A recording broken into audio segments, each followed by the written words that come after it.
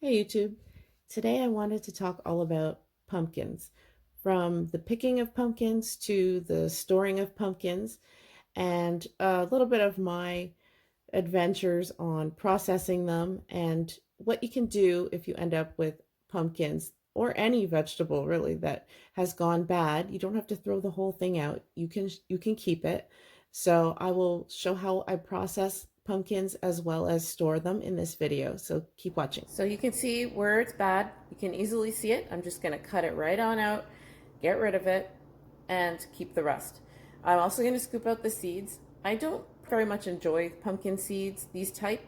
The real type of pumpkin seed that I really enjoy are the ones that I pick up at Costco in a bag, and they're called pepitas. Those are the ones that are popularly known as pumpkin seeds that you can, put in smoothies and whatnot. That comes from a special type of pumpkin, and I will one day buy a pack of the seeds and actually plant those type of pumpkins so that I can get those type of seeds. But these traditional pumpkin seeds, some people enjoy them with a little, when they're roasted with a little bit of salt, but I don't. So I'm just going to be getting rid of that altogether. I'll show you what it looks like once I've cut them and gotten rid of all the bad stuff. Oops. So this is what it looks like.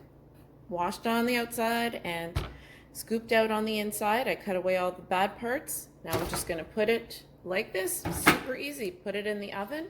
Just for you who is watching, I will time it for you. Just so that you know, I never pay attention to how long it actually is in there. I just know it's done by the smell, but I will time it. And just for good measure, I'm showing that you can leave pumpkins on your counter. The time of this video is being made, or the date is December 3rd. So December 3rd, I have a perfectly good pumpkin here. And the way that I did it is that I went to a pumpkin patch the day after Halloween.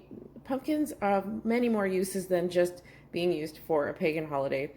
Carving them out and then throwing them out the next day after Halloween is over.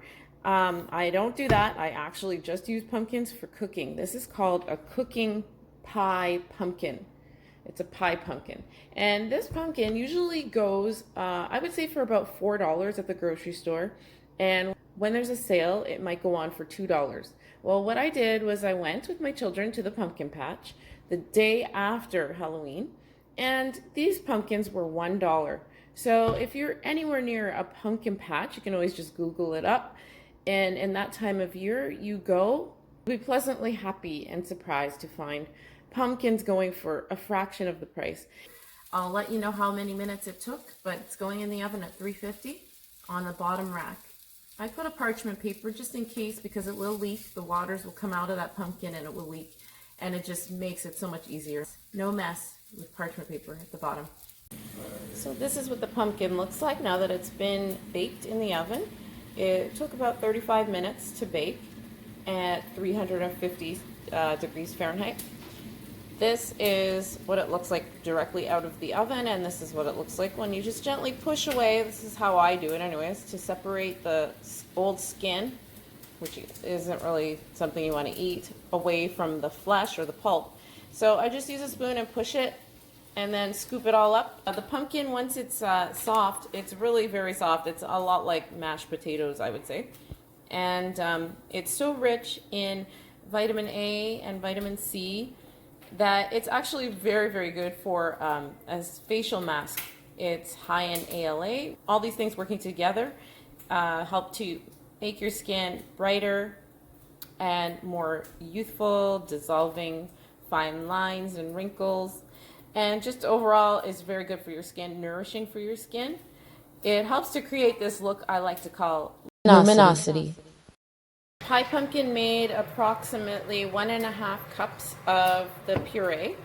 So the takeaway, buy pumpkins on massive discount after Halloween is over.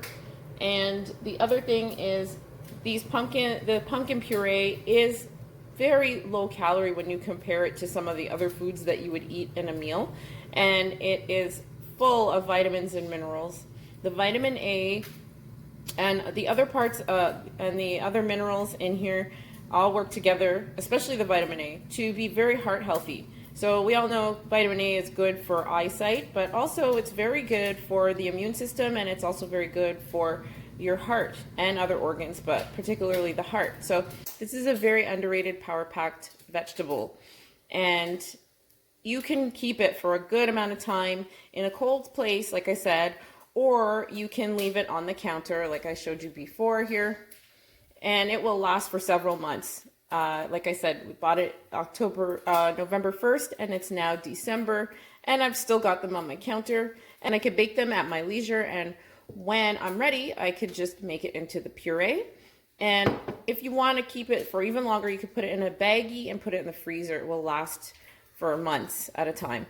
This is going to last, I would say, about a week or more in the fridge. I never use it past a week and a half, and it's always been fine when I use it. So I hope this was helpful. I thank you for watching, and I'll see you in the next video.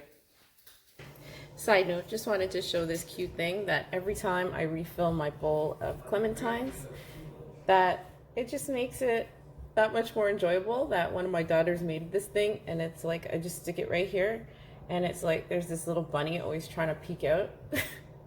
Anyways, the little things of life that make you smile. I just wanted to share that with you. Hopefully it makes you smile.